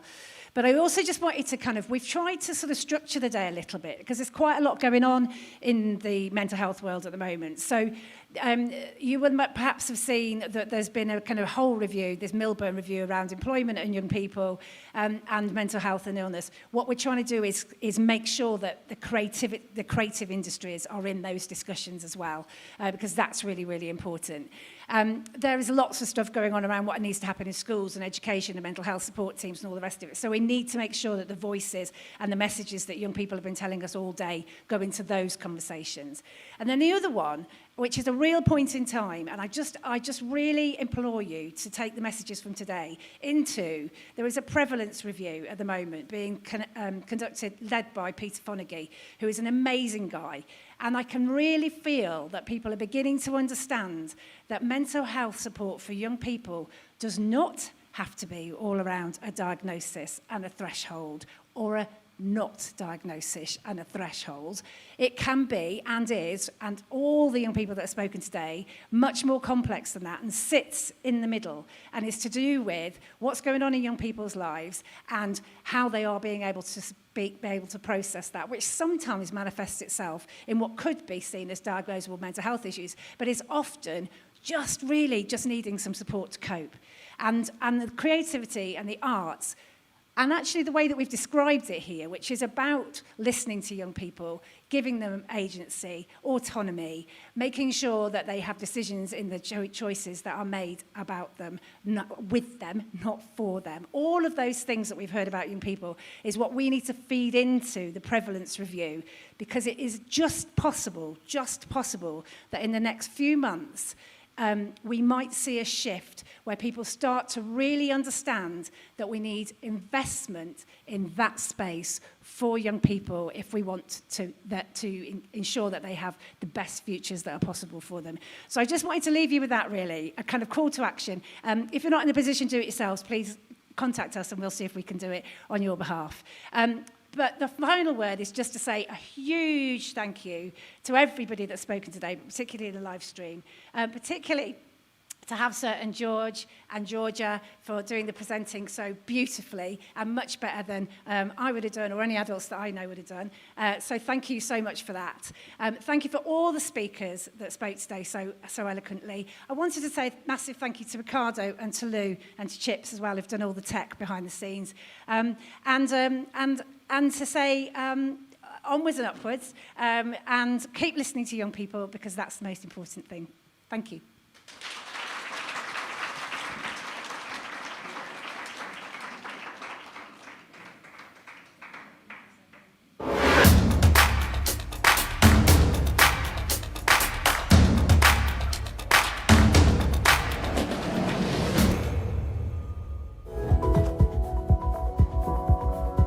I read you should treat your mind like a garden.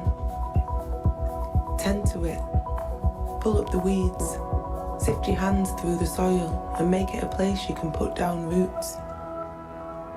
And so I sit above the city and promise myself that I will plant seeds where I need to. Be gentle when they take the soft time growing. I will dig at the bits that rot and see it as a part of the whole.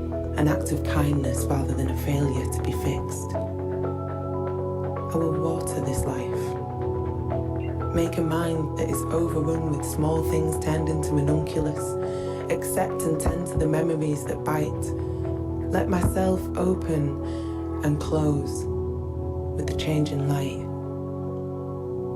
And someday, I'll sit and stare, surrounded by tangled growth, with the tender morning sun on my skin. And I know that I did that quiet work, that I looked at this place with its shriveled leaves and closing petals and loved it. And loved it. And loved it.